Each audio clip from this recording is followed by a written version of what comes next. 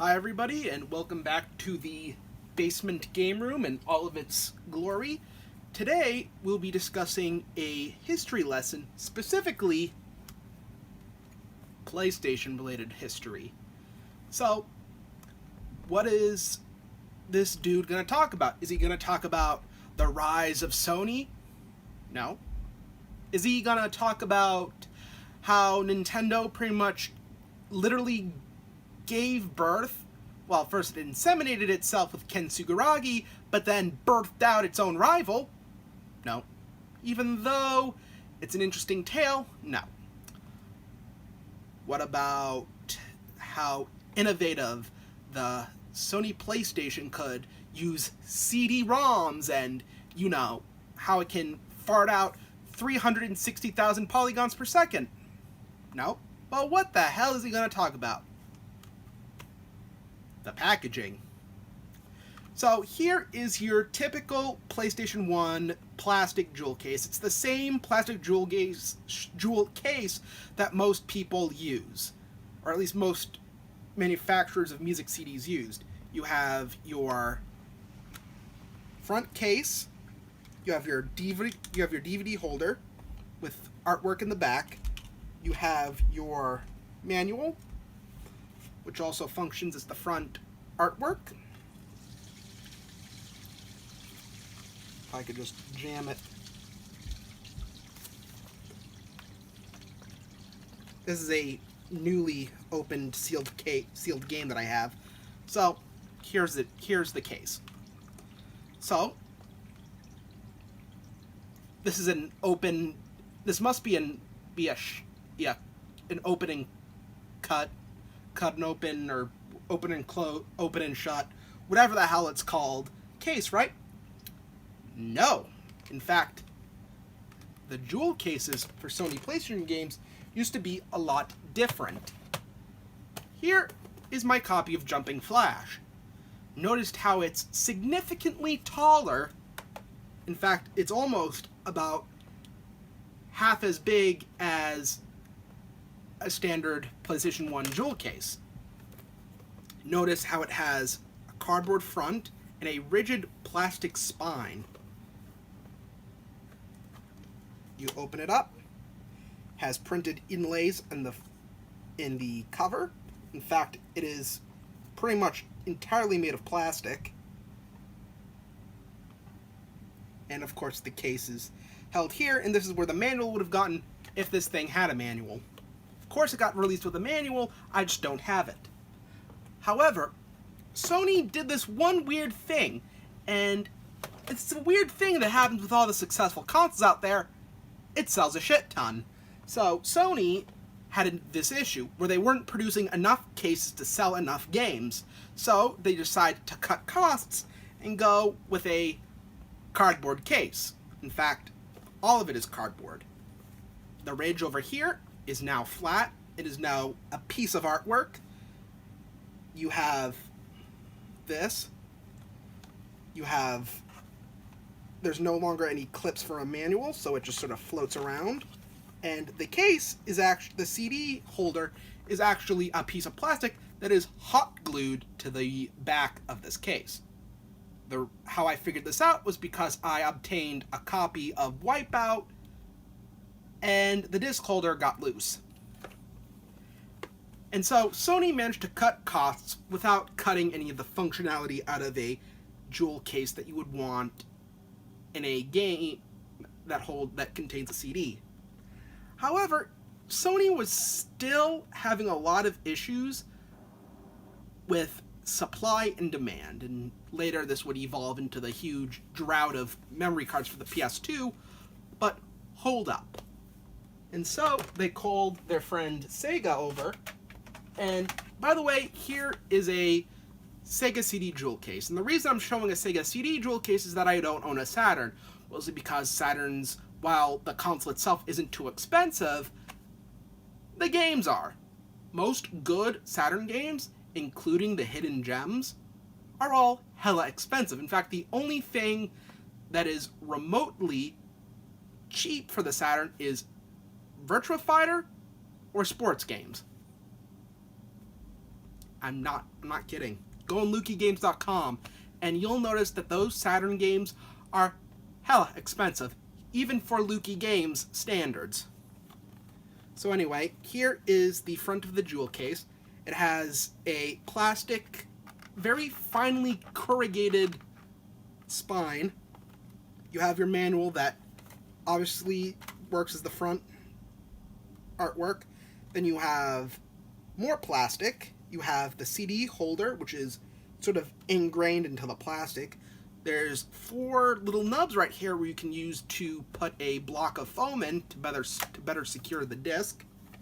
And now I'm going to show you something that is absolutely brilliant.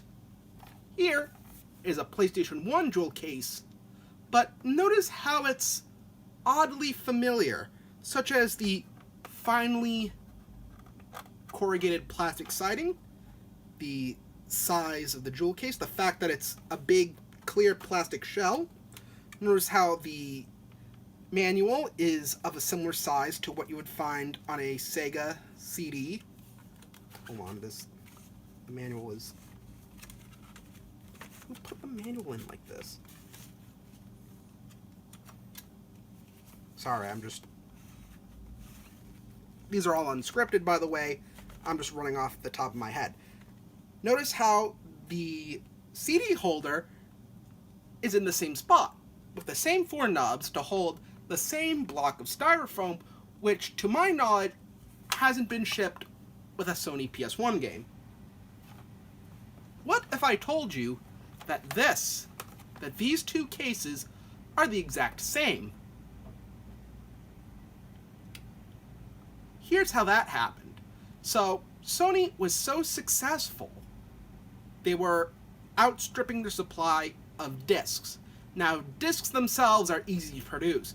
All you gotta do is take a little bit of plastic with a metal oxide layer, you sort of mesh the 2 together, then you burn the information to the disc. You also add a line around the disc with a little wobble in it for copy protection, and you add some black, or technically it's dark purple dye to the discs to give it that PlayStation flavor.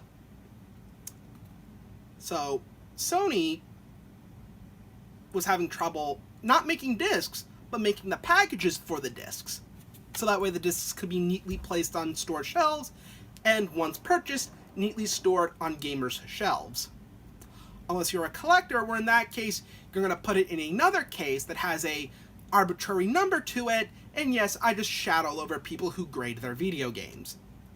Because who needs a number that tells them that this game is sealed and is of good quality? I shouldn't say that considering that IGN does the same shit, but at least when IGN gives a game a number, I can expect that game to have a reasonable price.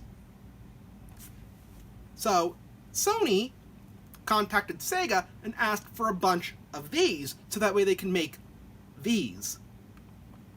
However, by the end of 1996, Sony had a bit of a problem. Too many games were coming out.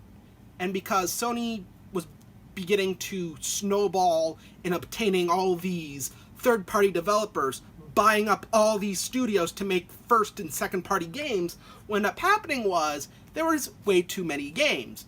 Yet stores only have so many shelves. So what Sony did was scrapped the long box and went for these plastic standard CD jewel cases. Now, despite Sony going from sort of cheap but not really plastic to hella cheap cardboard, only to buy cases off of Sega, and therefore manufacturing the cases was Sega's problem and not Sony's, to just straight up plastic again. However, unlike these cases, this is of a standard design used by the music industry. Everybody was using these CD jewel cases. Everybody from Prince to Michael Jackson to Bach and Mozart was using these jewel cases, meaning these are actually cheaper than this, and yet for some queer reason, and yes, I'm using the Q word in a word in a way that might be considered inappropriate, but I'm an ally of the LGBTQ community. I also cosplay as Toho characters despite being a male, so I think I have privilege to use that. These expensive cases to these. Now, an interesting thing to note is that these things are shorter and thinner than a case like this. Notice how these things are shorter, but also they're thinner, meaning you can fit more of these on store shelves. That, and the thing you'll notice about Sony sealed games from the PS1 and PS2 era is that they have little plastic things built in so you can hang them from like one of those little rod things that you put up on the side of a wall so you can display these for customers to pick up and purchase. Assuming they're not put behind a locker, of course, like how all retailers do. And thus, the rest of history. In the coming console generation of the PS2, the GameCube, and the Xbox, they all use standard DVD jewel cases. Technically, Nintendo uses a non-standard case because they used a proprietary format that was smaller than DVDs, but jewel cases are jewel cases, and they all function the same. They all have the same plastic shells. They all function the same and thus are standard, even though there are some variations like the PS3 jewel cases, the Xbox One jewel cases, and even the Nintendo Switch's jewel cases. By and large, they're all the same. Unless you're the Sega Dreamcast, where you, after thinking that these things were hot shit, that you think, oh, look at me, I'm modern, as they release what is essentially an Xbox 360, which Sony once described as that Xbox 1.5, by the way, in 1999, using a proprietary disc format that pales in comparison to DVD. Proving that if there's one thing that Sega does, what Nintendo don't, or what Sony ain't, is making good decisions. That's why they're still making crappy Sonic games. Anyway, that concludes the video. Please like and subscribe, and I'll see you somewhere else.